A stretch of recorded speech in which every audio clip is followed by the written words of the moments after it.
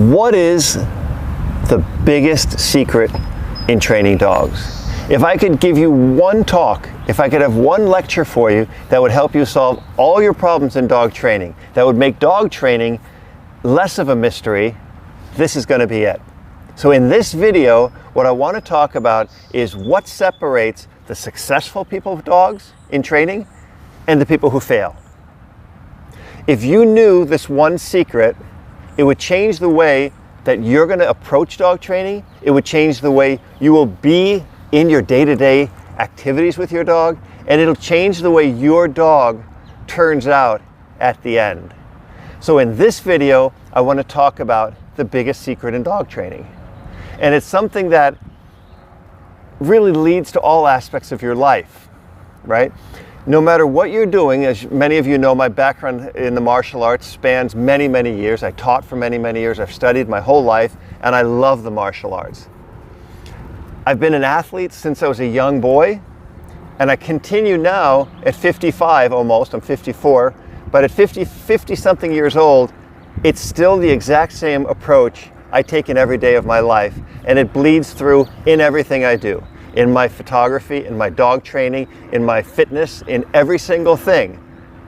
That number one thing is consistency.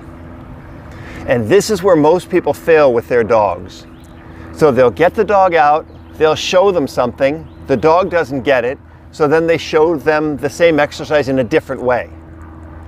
Then that doesn't work, and they show the dog the same idea for the exercise in yet a different way. And the person thinks, I've shown the dog 3 ways to do this, and the dog still doesn't get it. But what they're not understanding is that they've shown the dog to do 3 different things that the dog failed at, and they don't understand why the dog is frustrated. Right? So what'll happen, I'll give you a great example. I'll put the dog next to me. Goofy, lie down over here. Come here. Over here. Lie down. Good.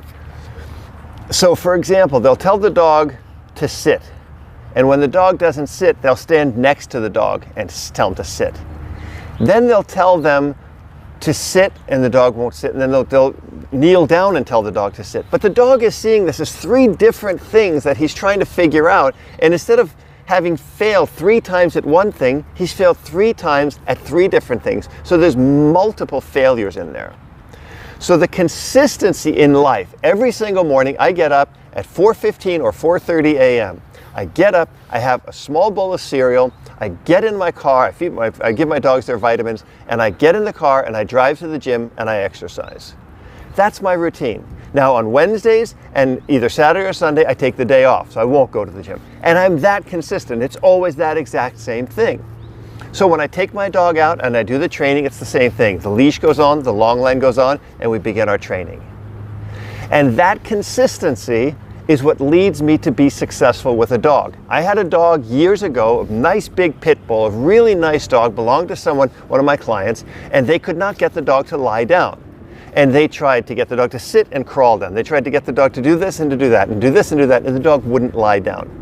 I took a treat, I put it in my hand, and I did my standard down, which is the folding down or the concertina down, which is I have the dog standing, and I have take the treat from the dog's nose to their toes, and the dog folds down. And we did it for about 4 or 5 minutes, and the dog wouldn't do it. And the person said, see, the dog can't do it. And I said, no, the dog just hasn't done it yet. And that little spark, that little thing there made all the difference. Because I said, we're gonna get the dog to do this if we do nothing else. And that's what you have to approach your method in dog training with, is we are going to get the dog to do this. Jimmy, lie down. No, lie down. And I'm going to just show you this as the dogs get up and do their little things. So they've been sitting here for quite some time. We've been filming a lot of videos and it's kind of hot, but I'm asking them to stay. I'm not going to change the dynamic of it. Nothing's going to change. So this dog was going to learn to go down. And I timed it, and it was over 20 minutes of me doing the exact same thing, the repetition of doing the same movement, the exact same way, over and over when the dog was not succeeding. So the dog wasn't getting it, I didn't change the technique. The dog wasn't getting it, I didn't change the technique. Because if I changed the technique, the dog has to figure out something new. The dog has to think, well, I wasn't doing that properly, now we're doing this. And then I wasn't doing this, and I'm doing that. So it changes the dynamic for the dog. We want to stay consistent with the dog. Consistency is the #1 key for dogs. People always say, oh, my dog needs, lie down. My dog needs different food. My dog needs different activities. My dog needs different stimulation. No, he doesn't. Your dog is the ultimate creature. Think of an old man who's so set in his routines that he can't break his routines. Think of a guy like me. Everything is consistent. I have the same breakfast every single day. Sometimes that drives Janet nuts, but she loves me because that consistency leads to predictability. She's smiling behind the camera because she knows, hey, over here, lie down. Consistency is the key to success. Before I threw a perfect punch, I probably threw 1,000 or 2,000 punches. Just like kids I taught. Before they had a good front kick or a good side kick or a good rear kick or a good spinning kick or anything like that, it would take thousands and thousands of tries. It doesn't happen the first time. Yeah, I'm a big proponent that if you're really not good at something, quit. But dog training isn't that, right? Because dog training is something that everybody can be good at. Getting your dog to do something is something everybody can do, and they're always quitting just before it happens, right? They say, well, my dog's not really good on a leash. Well, the reason your dog's not good on a leash is because you didn't put enough time in. You didn't have two things. And these are the two things, the two secrets to dog training. One is consistency. Consistency, constant repetition of the same thing until it's successful, not changing it. Think of a ballerina, think of a gymnast, think of a dancer, think of a swimmer. Think of Michael Phelps. When he was swimming, he swam hundreds and hundreds, perhaps thousands of laps. Think of a golfer. Think of an amazing golfer like Phil Mickelson, my favorite golfer. Think of how many times he's done that chip shot until it's perfect. And I get out on the golf course and I don't get it, I get frustrated because I saw Phil do it. Phil was amazing with it, but I can't do it because I've only done 100 chip shots. He's done 100,000 chip shots. That's what you need in your dog training. You need to do it 1,000 times. You need to repeat it over and over and over again. So you have consistency and you have patience. That means you don't change the dynamic of the consistency no matter what. And that's what people do. They try to do it consistently, then they get impatient, and then they change the consistency, right? So consistency and patience work hand in hand. If I tell the dog down and he doesn't do it, I say it the same way, down. Jimmy, down. No, down. So you notice that the intonation of the first down and the second down was no different. That's a very good boy. Because if I change the intonation, it changes the command in the dog's mind. If I change the approach, it changes the technique in the dog's mind. It's the same technique until the dog gets it. That's why we say don't repeat your commands, because people are always repeating their commands. They're saying sit, sit, no, sit.